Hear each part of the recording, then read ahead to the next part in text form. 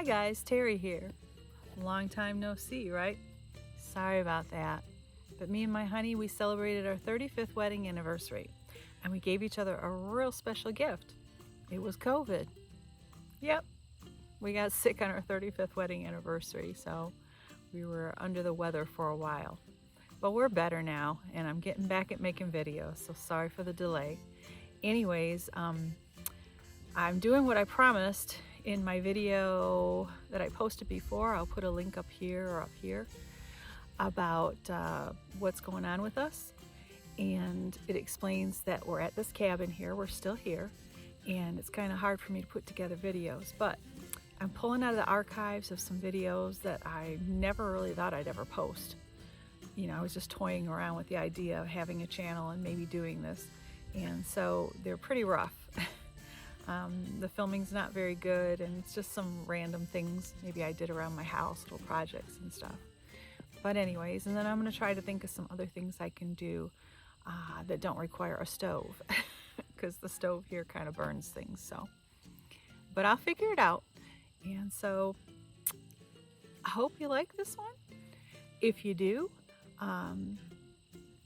if you'd subscribe and give me a thumbs up, I sure would appreciate it.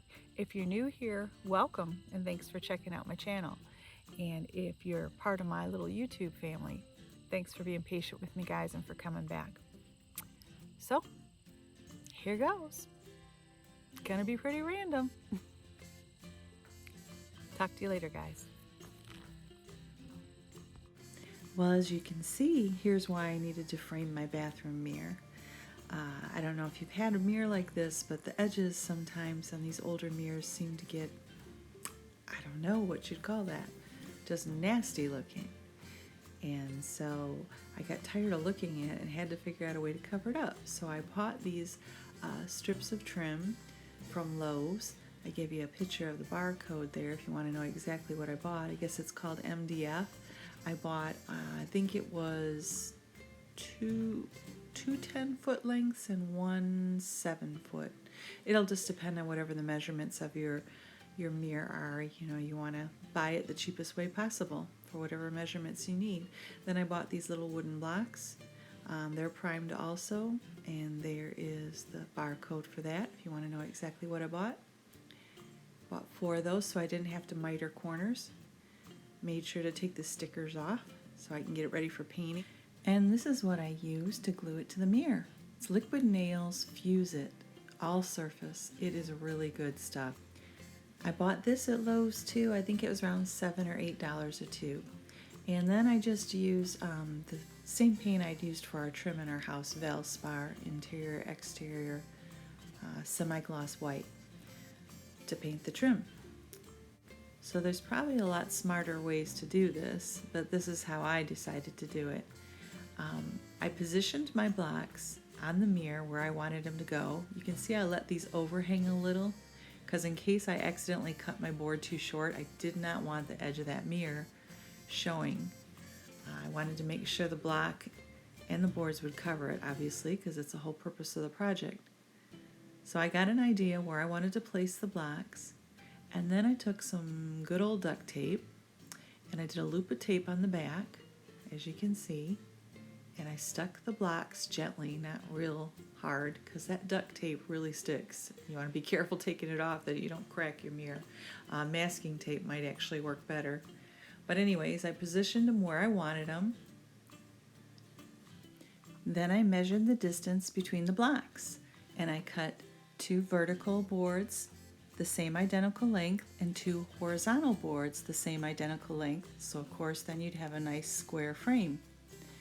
This is the saw I used. I finally got one of these after many years. As you can see, it's my pride and joy. But I did many projects for many years without one of these, so you can use just a handsaw and a miter box is just fine. Then I went on to painting my trim because it was just primed from the store. So I painted it, and no, this is not an ad for Burger King. I just found out fast food cups make really good paint containers.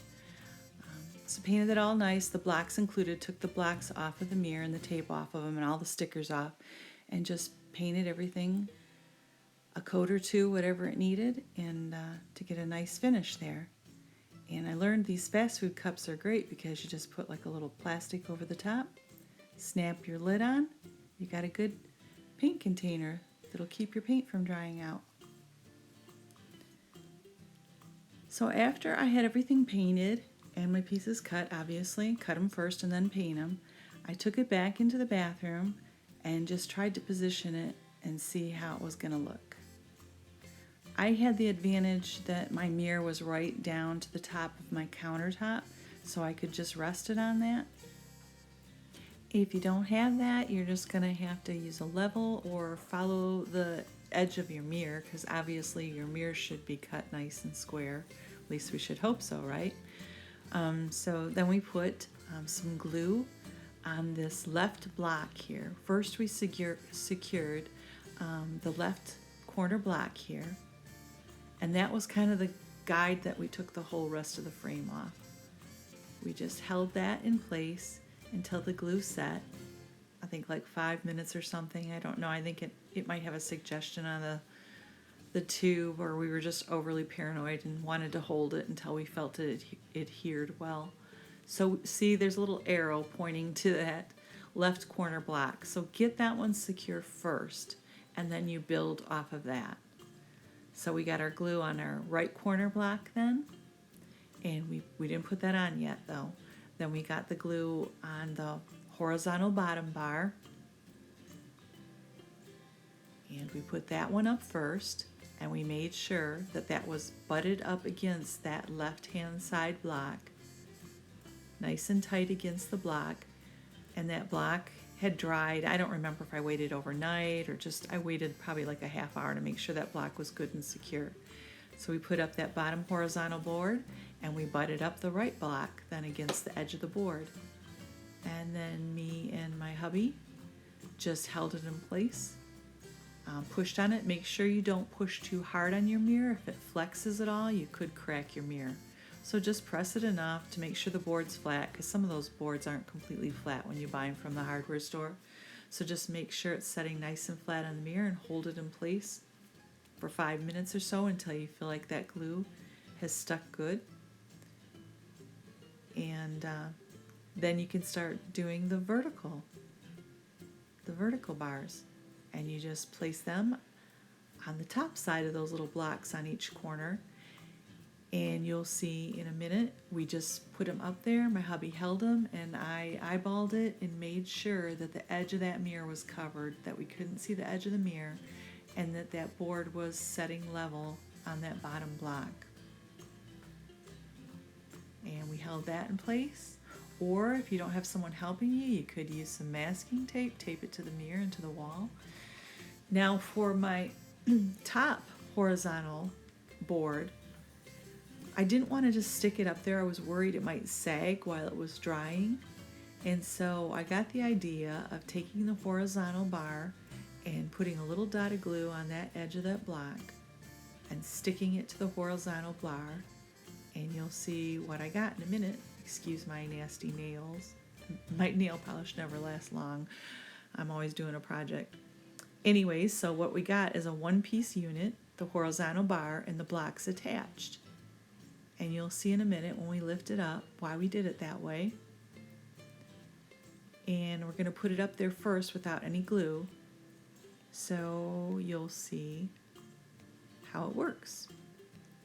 So it just sets up there, and it rests on those vertical side pieces of trim. See, I don't have glue on it yet, and you'll see us lift it. See? So that's going to hold that top horizontal piece of trim in place while the glue is setting. So as you can see, I left a little overhang on my blocks from the mirror.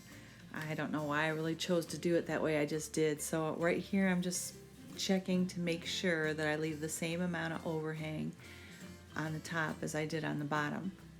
So then we put the glue on it, and we just pressed it gently in place in case that piece of trim wanted to bow out, and held it in place until the glue adhered. So my hubby was pointing out there that I had a tiny little hairline separation and a little dot of glue that got on the whiteboard. but I didn't need to worry about it. Paint just filled it in and covered it up, or if you had a gap that was big enough, you could just fill it in with some white caulk. And this gray line on the bottom here, that is not separation. That's just the reflection of the board against the mirror, and you'll get that no matter what. But it's not a gap or a separation. The board is flush against the mirror. And here is the finished product. I tried to show it to you without getting myself in the picture, but I finally realized that to give you a good view, I had to put my nasty looking self in the picture here. So just ignore me and my nasty pink clothes. But I was happy with how it turned out. Anything looked better than that nasty edge to me. And I actually did 2 mirrors. I did this one, and the first mirror I did was the mirror to our master bath, and you'll see that in a minute. There, I gave you a better view, but just excuse me. The next mirror that you're going to see is our master bathroom mirror, and I actually did that one first. And I liked the way that one turned out too. That one I actually decided to do the blocks flush with the sideboards, if you can see the difference there. I don't know why I did them different. I'll never figure myself out here. But anyways, I was pretty pleased with that one too. And it was just a nice way to cover up a nasty mirror. It's a pretty easy project. Have fun, guys, and thanks so much for watching. Bye-bye.